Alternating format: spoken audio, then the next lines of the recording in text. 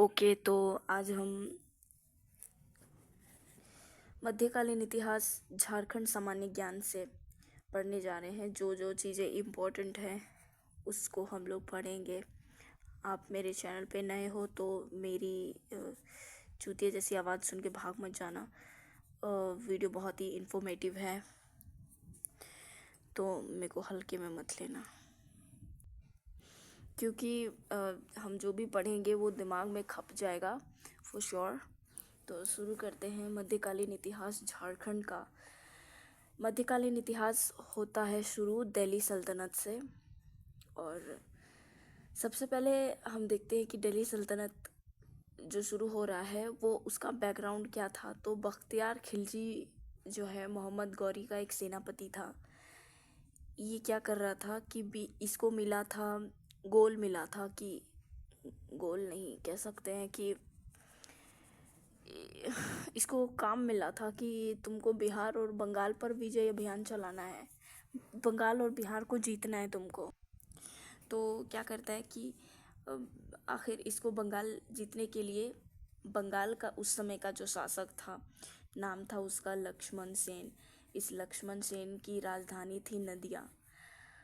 तो बंगाल को जीतने के लिए इसको लक्ष्मण सेन पर आक्रमण करना पड़ा, उससे लड़ा। लेकिन यहाँ तक पहुँचने के लिए, इसमें ये झारखंड के लिए इम्पोर्टेंट क्यों है, क्योंकि ये जो बख्तियार खिलजी है, लक्ष्मण सेन पर आक्रमण करने के लिए जब जा रहा था तो वो गुजरा था किधर से, झारखंड से होकर गुजरा था ये। हालांकि बख्तियार खिलजी ने झारखंड में डायरेक्टली कोई अटैक वटैक नहीं किया, बस बंगाल को जीतने के लिए जब ये जा रहा था तो झारखंड के रास्ते होकर गुजरा था। असली में इन लोगों का हस्तक्षेप कब शुरू होता है? दिल्ली सल्तनत का ही एक राजा था कुतुबुद्दीन ऐबक, और एक और राजा था इल्तुतमिश। सॉरी, मैंने गलत बोल दिया।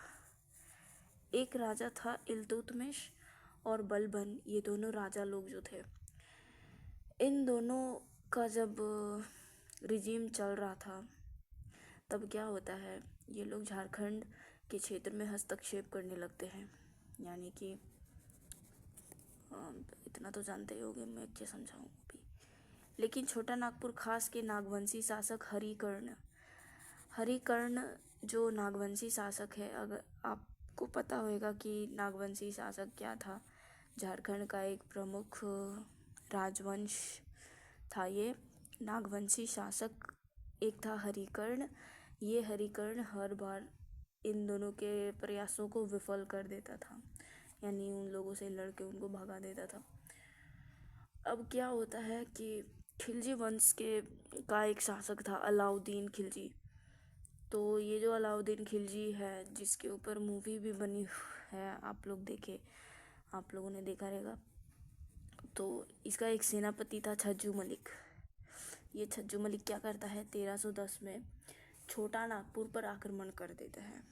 छज्जू मलिक नाम फनी है, याद रखना। छज्जू मलिक जो है छोटा नागपुर पर आक्रमण कर देता है और उनसे कर वसूली भी करता है। तो कर वसूली करने में सफल कौन रहा? अलाउद्दीन खिलजी का सेनापति छज्जू मलिक। 1310 ईस्वी में छोटा नागपुर पर आक्रमण किया और उससे छोटा नागपुर के लोगों से कर वसूली किया। छज्जू मलिक नाम याद रखना।